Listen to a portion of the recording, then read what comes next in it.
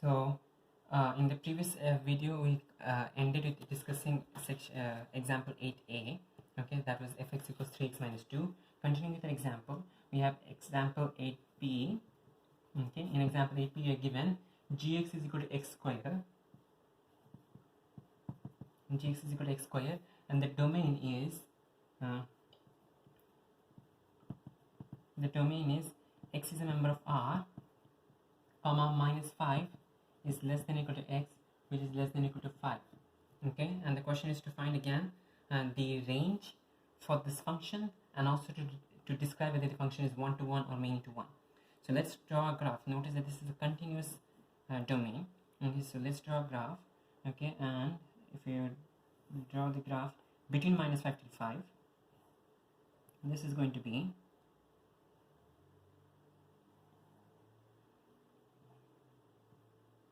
we have 25 here for 5, and at minus 5 it is also 25. Okay, this is at 0. Okay, this is x, this is gx. Notice that this is a many to one function because every x has only one y value, but every y has actually more than one x value. Okay, so therefore this is a many to one function. Many to one function. Now what is the range for this function? Notice that the minimum value for this function is going to be 0. So our range is such that gx is greater than or equal to 0. Do you have a maximum value for this function? We do have a maximum value for this function. It is 25.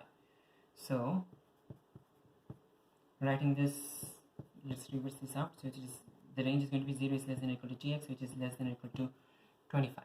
Okay, notice that in the previous case, okay, when you were doing the quadratic just some minutes ago, in that one we had fx is greater than or equal to minus 1. Okay, we did not have a maximum over here, we just had a minimum.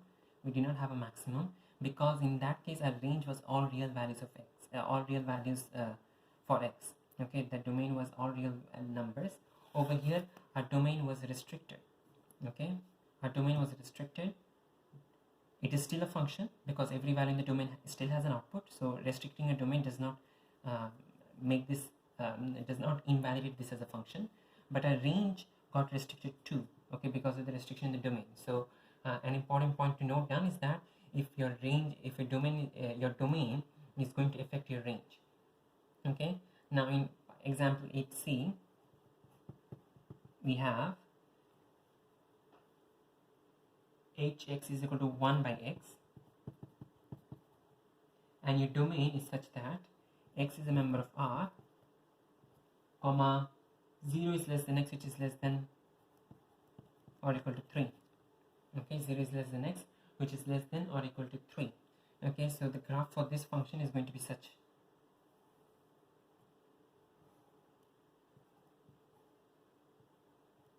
We have x, we have hx, we have hx, and this graph is from 0 to 3, so we have 0, we have 3 here. Okay, so this graph is from here till here. Notice that 3 is a part of our range. Okay, 0 is less than or equal to x, which is less than or equal to 3. Okay, therefore the graph ends with a solid dot. Okay, because 3 is a part of our domain. Okay, 3 is a part of our domain. Okay, therefore the graph ends with a solid dot. Okay, now the value over here is going to be, plug 3 into the function, we get 1 by 3. Now, is this a many or a one-to-one, a many to one or a one-to-one function? Okay, this is a one-to-one function. Notice every value of x has got only one value of y, and every value of y has got only one value of x. Okay, so this is a one-to-one function. Okay, and the range for this function, notice that this function does have a minimum value, which is 1 by 3. The maximum value is infinity. So you do not actually need to worry about that. Okay, so the minimum value is 1 by 3, the maximum value is infinity. You can simply write this as gx, not gx, hx is greater than or equal to 1 by 3, comma hx is a member of R. Okay, hx is a real number such that it is greater than 1 by, it is greater than or equal to 1 by 3, this point is still part of a range. Okay, it is part of both a domain and a range. Okay, it's part of a function. Okay, so when we discussed the rectangular hyperbola several minutes back, notice in that one we considered the entire domain. X is a member of R and X is not equal to 0. We have to remove 0 from the domain for this to be a function, and our range was again all real numbers except 0. Okay, here our domain was restricted from 0 till 3. 3 inclusive, 0 was exclusive. Okay, 0 is not a part of a range. If 0 was 0 is not a part of a domain. If 0 was a part of a domain, this would not be a function. Okay, because 0 does not get mapped by this function over here. Okay, by this mapping over here. So this is 1 to 1, and a range is not all real values of x. Okay, it is only greater than or equal to, it is all real values greater than 1 by 3. So again, okay, depending upon your domain, your range is going to be affected. Okay, you need to keep track of that. Now let's consider another example. In this example, you're going to solve question number 8 from exercise 2b. Question number 8 from exercise 2b, and in this one we are given that a function px is equal to e raised to minus x when minus 5 is less than or equal to x, which is less than 0, and x cubed plus 4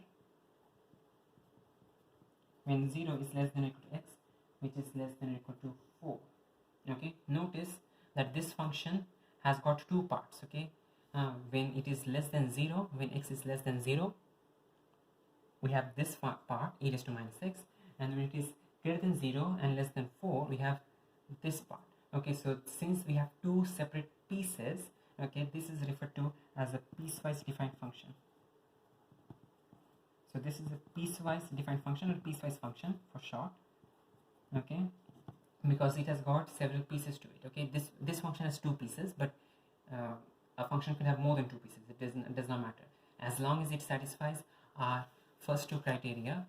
The two criteria: every input should have an output, and every input can have at max one output. Okay, does not matter how many pieces are there, as long as those two criteria are satisfied, it is still going to be a function. Okay, now the first part of the question is to sketch, okay, y equals px. Okay, so we are going to have two parts. Before 0, below less than 0, you're going to have this part, and above 0, you're going to have this part. Okay, so we can draw our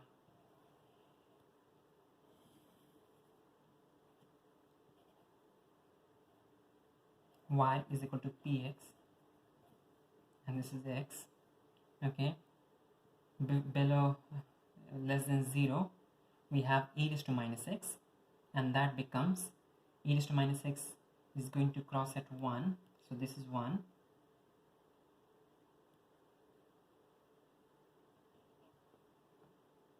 and the graph is going to go up till minus 5. Okay, till minus 5, and this point at minus 5 is going to be at e raised to minus of minus 5, which is e raised to 5. Okay, so that's the part from minus 5 to 0. Now the part from 0 till 4 is x cubed plus 4.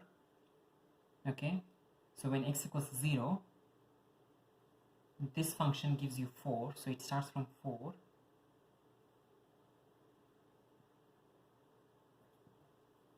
and it is a cubic function. X cubed plus 4 is a cubic function, so it's going to be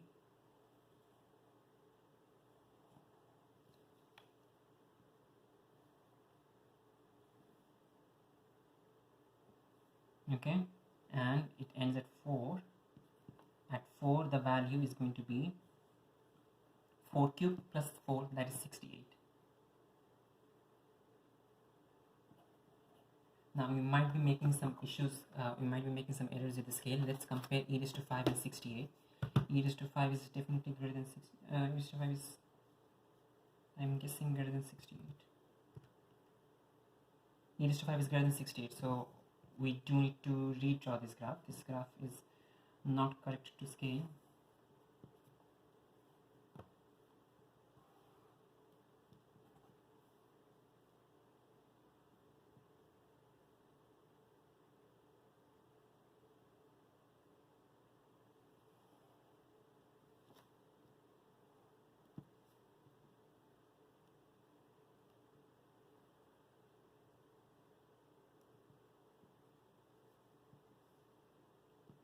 So this is your cubic graph, this is an exponential graph, this is at e raised to 5, ends at e raised to 5, minus 5, this is at 4, and at 68. Okay, this is 1, this is 4. Now, before we continue though, we need to make sure. So over here, notice that for 4, this point is a part of our function, because notice 4 is a part of a domain, less than or equal to 4. So 4 is a part of a domain, so this point is definitely part of our function. Minus 5 is also a part of a function. Okay, minus 5 is less than or equal to x, therefore this point is also a part of a function. Now when it comes to 0 though, we do have to clarify whether this point is a part of a function or this point is a part of a function. So when x equals 0, let's say that if we substitute x equals 0 into a function, do we consider this one or this one? It depends upon the domain. Okay, in the first part, we notice that it is less than 0, not less than or equal to, so 0 is not part of the first half. In the second half, we have 0 is less than or equal to x, so 0 is part of the second half, and therefore it's the 4 that is a part of our range. 1 is not a part of our range, and therefore at 1 we'll be drawing a empty circle. Okay, empty circle. The point at 4 is going to be a dotted filled black circle, and the point at 1 is going to be an empty circle to indicate that this point is not a part of our range, and this point is not a part of a range. So now we have this function. What is the domain? The domain is given in the question itself. So if we want to rewrite the domain is minus 5 is less than or equal to x, which is less than or equal to 4. This is the domain. Domain is minus 5 is less than or equal to x, which is less than or equal to 4. Minus 5 is a part of a domain. 4 is also a part of a domain, so they're both equal to. 0 is also part of a domain. Even though it's part of the second part, doesn't make a difference. It is still part of a domain. Now what's the range though? Okay, the range is going to be all output values. The minimum value is 1, so we have 1. Okay, the maximum value is going to be e raised to 5, so we could calculate that from the calculator, or for the timing I'll just write e raised to 5. Okay, e raised to 5 is part of our range, because e raised to 5 is for minus 5 is part of our domain, so e raised to 5 is part of our range, so it is less than or equal to for this one. 1 on the other hand is not part of our range. Okay, because 1 is a empty circle over here. 1 is not a part of our range, and therefore this is simply going to be less than. Okay, we're not going to have less than or equal to here, we're going to have only less than, because 1 is not a part of a range. E raised to 5 is the maximum value, and that is part of a range, so overall 1 is less than px, which is less than or equal to e raised to 5. Okay, in part B of the question, they're asking us to find the value of a to 2 decimal places such that PA is equal to 50. Okay, so we need to solve PA is equal to 50. Okay, so to solve PA equals 50, it means that we have this line y equals 50, and it is intersecting our function at 2 different points. We have this point and we have this point, and to find our values for a. Okay, there are 2 possible values of a.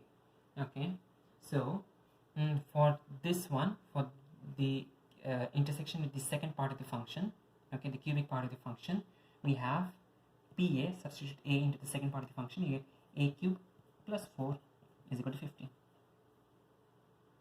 A cube plus 4 is equal to 50. A is equal to the cube root of 46, and that you can find out using the calculator, and the answer needs to be expressed to 2 decimal places, so do write the answer to 2 decimal places. Okay, so this is this a over here. Okay, and then the second point over here is the intersection of y equals 50, okay, y equals 50 with the first part of the function, the exponential part of the function. Over there you get e raised to minus a is equal to 50, and therefore a is equal to minus ln of 50. A is equal to minus ln of 50, which again you can find the answer to two different places using a calculator. Okay, the answer is going to be negative because notice that this a is negative, this a is positive, so this a is positive, this a is negative.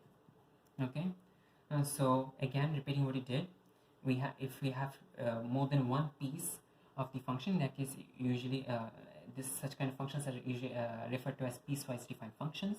Okay, and for each piece, for each part of the domain, you need to draw a separate graph. Notice that this is a one-to-one function, sorry, a many-to-one function. Okay, this is a many-to-one function. Why is it a many-to-one function? Because every x has only one value, but every y can have more than one x. Every y can have more than one x. So therefore this is a many-to-one function. Okay, the domain is -5 till 4. -5 is included, 4 is included, 0 is also included.